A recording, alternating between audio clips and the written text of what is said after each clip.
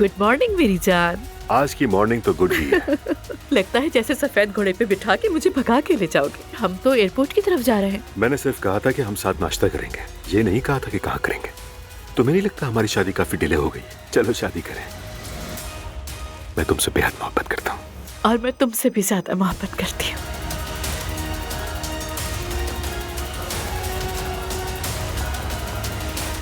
अरे हटो रास्ते से। उमर एहतियात से चलाओ। क्यों सीधे चले आ रहे हो? उमर एहतियात से।